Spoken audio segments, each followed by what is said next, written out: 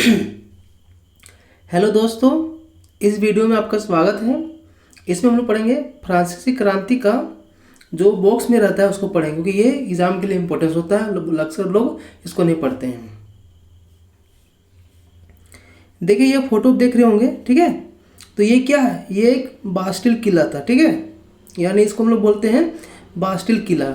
अब बास्टिल किला क्या होता है? लगभग 14 जुलाई 1789 को क्या होता है, इस किला को तोड़ दिया जाता है, ठीक है। लगभग फ्रांस के जो क्रांतिकारी थे, जिसमें लगभग 7,000 लोग थे, महिला और पुरुष थे, उन्होंने क्या करते हैं, उन्होंने इस किला को तोड़ देते हैं और कुछ इसके किला कुछ अवशेष को बाजार में बेच देते हैं। ऐसा क्यों किया जाता है? क्योंकि ये किला निरंकुश राजतंत्र का प्रतीक था, इसलिए लोगों ने इस किला को तोड़ दिया, ठीक है। देखिए आप देख रहे हो यहाँ, तो फ्रांस में क्या था? फ्रांस में 3 स्टेट था, ठीक है।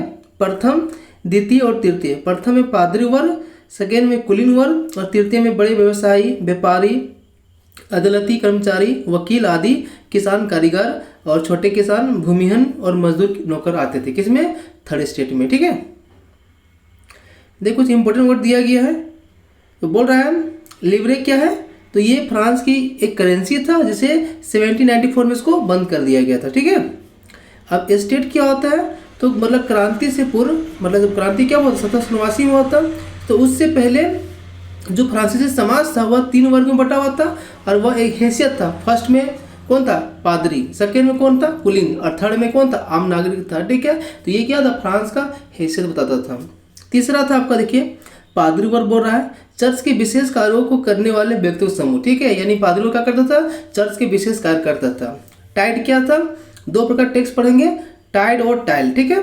तो टाइड क्या था? चर्च द्वारा वसूल किया जाने वाला कर था, ठीक है। यानी जो टाइड था एक धार्मिक कर था। और कौन वसूल करता था? आपका पादरी वर्ग। किससे? आम नागरिक से, ठीक है। यानी चर्च द्वारा वसूल किया जाता था। बोला यह कर कृषि उपज के 10वें हिस्से के बराबर था। यानी जो फ्रांस के लोग खेती करते थे, यानी उसके कृषि के 10वें भाग का हिस्सा था। कौन? टाइड। और बोरा टाइल क्या था? सीधे राज को अदा किया जाने वाला कर था। यानी राज मतलब हो गया कुलीन वर्ग। कुलीन वर्ग क्या था? फ्रांस का राजा था। देखिए फोटो दिख रहा होगा, तो ये एक अमीर व्यापारी है, या बोल सकते हैं कुलीन वर्ग है। और ये क्या है? एक आम नागरिक यानी एक किसान है, ठीक है। बेचारा गरीब अनाज, फल, पैसा, सलाद सब कुछ लाता है। मोटू जमींदार सब कुछ स्वीकार करने को तैयार बैठा है, पर उसको एक नज़र देखता ही नहीं है। मतलब देखिए क्या बता रहा है कि एक गरीब आदमी अपना जो भी खेती उत्पादन किया वह जमींदार के पास ला रहा है, पर जमींदार उसको देख भी नहीं रहा है। कुलीन व्यक्ति मकड़ा है और किसान क्या? मक्खी है, ठीक है। कुलीन व्यक्ति क्या है? मकड़ा है और किसान क्या? मक्खी है। तो मकड़ा जाल जब फैलाता है तो क्या होता है? जहाँ अगर कोई मक्खी फंस जाता है वह तो जितना छटपटा है उससे क्या होता है? वो फंसते चला जाता है।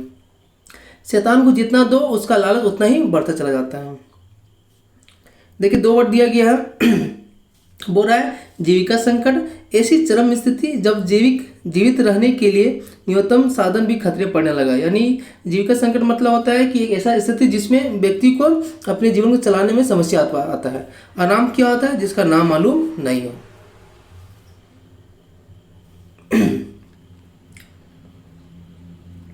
देखिए ये दिया गया है स्रोत 1, प्राचीन राजतंत्र में हुए अनुभव का वृत्तांत। आगे चलकर क्रांतिकारी राजनीति में सक्रिय होने वाले जॉर्ज डाल्टन ने अपनी पढ़ाई पूरी होने के बाद समय को याद करते हुए सन 1793 में अपने एक मित्र को लिखा। मैं प्लेसिस के आवासीय कॉलेज में था, वह मुझे कई महत्वपूर्ण लोगों को सानिध्य मिला, मतलब दोस्ती मिला। पढ़ाई होने के बाद बेकारी के दिनों में नौकरी की तलाश में जुट गया। पेरिस के न्यायालय में नौकरी मिलनी असंभव थी। सेना में नौकरी का विकल्प भी मेरे लिए नहीं था, क्योंकि मैं ना तो जन्मदात कुलीन था, ना ही मेरी कोई संरक्षक था, यानी मेरा कोई पहुंच था। चर्च भी मुझे आसरा नहीं दे सकता था। मैं कोई ओहदा भी खरीदने के लिए स्थिति में नहीं था, क्योंकि मेरी जेब में एक सू मतलब क्या था? फ्रांसीसी पैसा। पुराने दोस्तों ने भी मुंह मोड़ लिया था। व्यस्तता में हमें पढ़ा लिखा तो दिया, लेकिन हमारी प्रतिभा के इस्तेमाल के अवसर उपलब्ध नहीं कराए गए थे। यानी से बताया जा रहा है कि एक व्यक्ति है, ठीक है, जो पढ़ लिख के भी हो गया, लेकिन उसको रोजगार नहीं मिल रहा है, क्योंकि वह एक आम नागरिक था, ना वह पादरी था, ना कुलीन था। इस कारण उसको जॉब मिलना बहुत ही मुश्किल काम था। अब बोल रहा है आर्थर यंग नाम के एक अंग्रेज ने सन 1787-89 के दौरान फ्रांस की यात्रा की और अपनी यात्रा की वृत्तांत इस प्रकार है। सेवा टहल में लगे हुए गुलामों, खासतौर पर उनके साथ बुरा व्यवहार करने वालों को पता होना चाहिए कि इस तरह वो अपनी ज़िंदगी कैसी स्थिति में डाल रहा है जो उस स्थिति में बिल्कुल भिन्न होती है, जिसमें उसने मुक्त लोगों को सेवाएं ली होती है, उनसे बेहतर बर्ताव करता है, जो अपने पीड़ितों की करा सुनते हुए भोज उड़ाना पसंद करते हैं। उन्हें दंगे के दौरान अपनी बेटी के अपहरण या बेटे को गला रेत दिए जाने का दुखड़ा भी नहीं होना चाहिए। देखिए क्या बोल रहा है, कुछ महत्वपूर्ण तिथि है 1774, तो आपको पता होना चाहिए कि लुई 16 फ्रांस का राजा बनता है, उसमें उसका 20 साल एज था। जब जैसे राजा उसका बनने के बाद क्या होता है, देखता है उसका खजाना क्या था, खाली था, ठीक है। और इसके अलावा जो प्राचीन राजतंत्र से लोग क्या थे, असंतोष से, मतलब गुस्सा था। 1789 में क्या होता है, स्टेट जनरल का मीटिंग बुलाया जाता है। कारण क्या था, क्योंकि फ्रांस में नया टैक्स इम्पोज करना था। तृतीय स्टेट नेशनल असेंबली गठन करता है मिराबे और आबेसिया द्वारा। बास्तिल पे हमला हुआ था, बता दीजिए 14 जुलाई 1789 में। देहात कर किसानों में क्या लोग रिवोल्ट करता है। कारण क्या था, महंगाई था, पावर्टी दम बढ़ गया था। 1791 में क्या था, बोल रहा है सम्राट के सट्टों को अंकुश लगा दिया है, क्योंकि फ्रांस एक संवैधानिक राजतंत्र बन गया जिसमें सत्ता को विधायिका, कार्यपालिका और न्यायपालिका में बांट दिया गया। इसके अलावा कुछ लोगों को कुछ मूलभूत अधिकार दिया गया। 1792-13 में क्या बोल रहा है, फ्रांस गणराज्य बनता है। सिर काट कर राजा को मार दिया जाता था, यानी राजा को फांसी दे दिया जाता है। जैकोबिन गणराज्य का पतन होता है। जैकोबिन गणराज्य कौन था, वही व्यक्ति था मैक्सिमिलियन रोबेस्पियर, जिसके टाइम आतंक का राज था। फ्रांस फिर आता है, डायरेक्टरी का शासन आता है। इसके बाद कौन आता है, नेपोलियन बोनापार्ट। देखिए 1804 में क्या होता है, फ्रांस में नेपोलियन बोनापार्ट राजा बनता है, यूरोप के विशाल भूभाग पर कब्जा कर लेता है। अब 1815 में क्या होता है, वाटरलू मैदान के द्वारा, उस लड़ाई के द्वारा नेपोलियन हार जाता है। फोटो देखिए इसमें क्या होता है, 20 जून 1789 का घटना है। इसमें होता है क्या है कि ये लोग वर्साई महल छोड़कर आ जाते हैं, यानी तृतीय स्टेट के लोग, और टेनिस कोर्ट के सामने, यानी ये इंदौर टेनिस कोर्ट है जो मतलब वर्साई महल के जस्ट बगल में है। और वहाँ क्या होता है, ये लोग अपने आप को नेशनल असेंबली बनाते हैं और ऐसे नेता चुना जाता है मिराबे और आबेसियो को। एक विशाल पेंटिंग के लिए जाक लुई डेविड द्वारा बनाया गया शुरुआती रेखांकन या तस्वीर नेशनल असेंबली में लगाई जानी थी।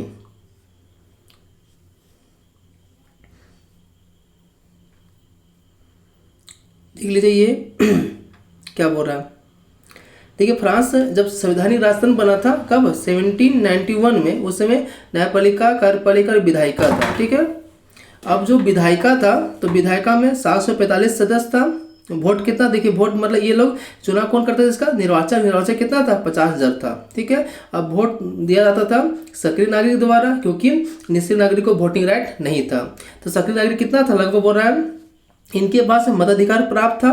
2.8 करोड़ पॉपुलेशन था, ठीक है। लेकिन उसमें 40 लाख लोग क्या था, वोट दे सकते थे। एज कितना होना चाहिए, 25 साल होना चाहिए। निष्क्रिय नागरिक इनके पास वोटिंग राइट नहीं था। लगभग कितना लोग, 30 लाख लोग थे, ठीक है। देखिए कार्यपालिका में कौन आ रहा है, राजा आ रहा है, ठीक है, जिसको नियंत्रण कौन कर रहा है, विधायिका कर रहा है। मंत्री भी नियंत्रण कौन कर रहा है, नेशनल असेंबली कर रहा है। मतलब पावरफुल कौन होगा, नेशनल असेंबली।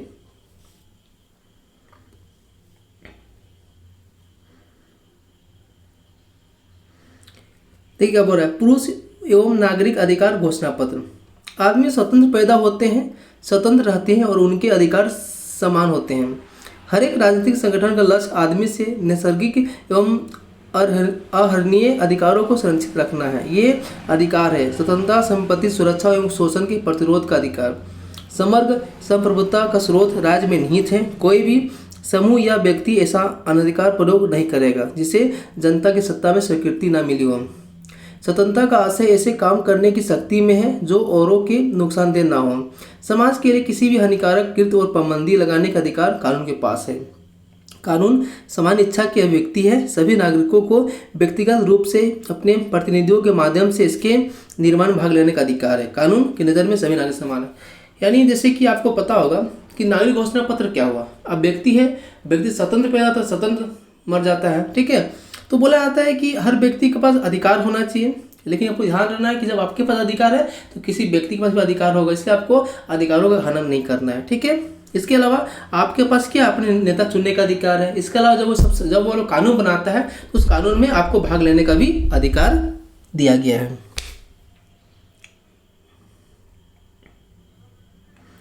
पूरा कानून सम्मत प्रक्रिया के बाहर किसी भी व्यक्ति को ना हो तो दोषी ठहराया जा सकता है और ना ही गिरफ्तार अथवा नजरबंद किया जा सकता है। प्रत्येक नागरिक बोलने, लिखने और छापने के लिए आज़ाद है, लेकिन कानून द्वारा निर्धारित प्रक्रिया के तहत ऐसी स्वतंत्रता के दुरुपयोग की जिम्मेदारी भी उसी को होगी, ठीक है।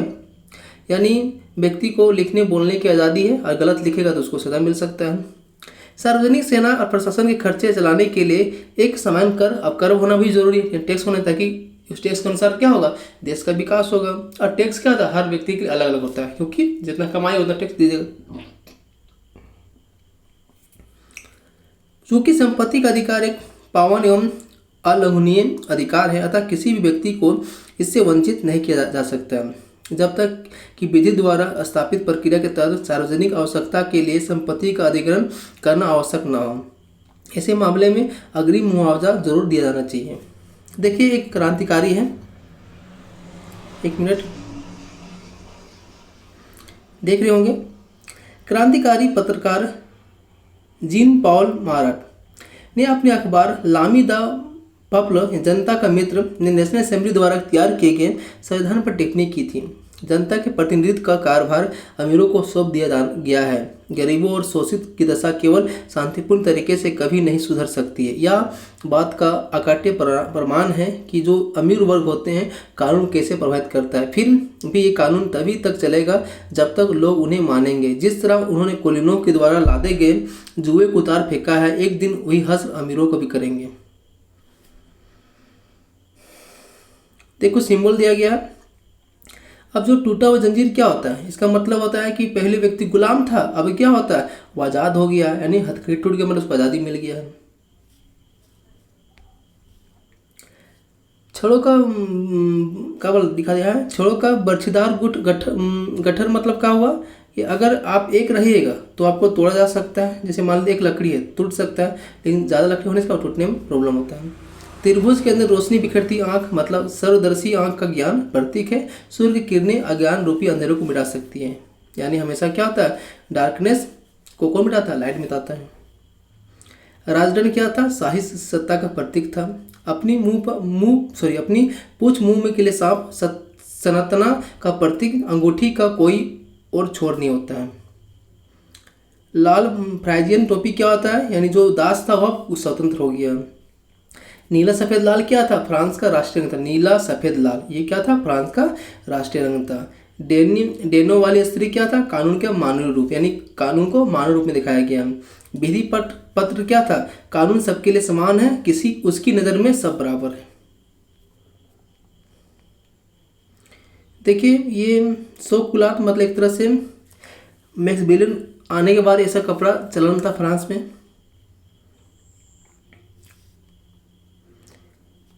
तो क्या बोल रहा है, नानिन वाले लिबर्टी यानी आज़ादी, स्वतंत्रता, यह किसी महिला कलाकार द्वारा रचित दुर्लभ चित्रों में एक है।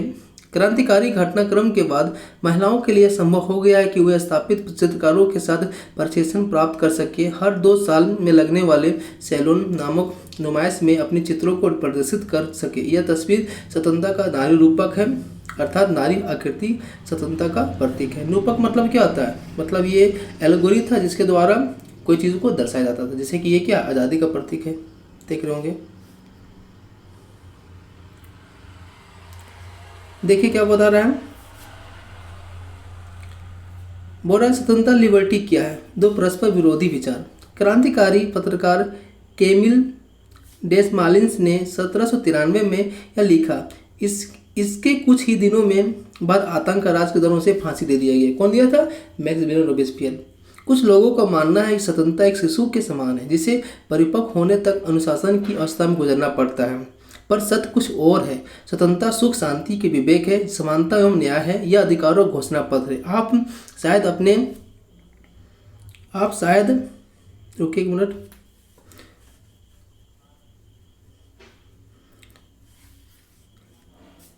देखिए मिल गया। आप शायद अपने सभी दुश्मनों को सिर काट देना चाहते हैं। क्या इससे बड़ी मूर्खता हो सकती है? या किसी एक व्यक्ति को उसके दसियों सगे संबंधियों को दुश्मन बनाए बिना फांसी के तख्ते पर लाना संभव है? 7 फरवरी 1794 को रोबेस्पियर के कन्वेंशन में भाषण दिया जो ला मिनेतिर यानी यूनिवर्सल अखबार में छपा। उसी भाषण का एक अंश है, लोकतंत्र को स्थापित और सुदृढ़ करने के लिए संविधान सम्मत शांतिपूर्ण शासन के लिए हमें सबसे पहले अत्याचारी निरंकुशता के विरुद्ध स्वतंत्रता की लड़ाई में अंतिम परिणति तक पहुंचना होगा। गणतंत्र के घरेलू एवं बाहरी दुश्मनों को विनाश करना आवश्यक है, अन्यथा हम खुद नष्ट हो जाएंगे। क्रांति के दौर में लोकतांत्रिक सरकार आतंक का सहारा ले सकती है। आतंक बस कठोर तुरंत अन्वय न्याय है जिसका प्रयोग पितृभूमि अत्यावश्यक जरूरतों को पूरा करने के लिए किया जाएगा। आतंक के जरिए स्वतंत्रता के दुश्मनों में अंकुश लगाना गणतंत्र के संस्थापकों का अधिकार है। देखिए ये फोटो देख रहे होंगे आप, तो ये बोल रहा है क्रांतिकारी सरकार ने अनेक प्रकार से जनता की वफादारी हासिल करनी चाहिए। उनमें से एक प्रकार में उत्सवों का आयोजन था। एक गौरवमय इतिहास भी अभी की आभा को संप्रेषित करने के लिए प्राचीन यूनान एवं रोम की सभ्यताओं को प्रतीक का इस्तेमाल किया गया। मंत्र में बीचों बीच बने पायों पर टिका हुआ क्लासिकी मंडप अस्थायी सामग्रिक बना था, यानी जिसे जब चाहे तोड़ा जा सकता था। मतलब ये परमानेंट नहीं था, इसको एक तरह से बनाया गया था कुछ।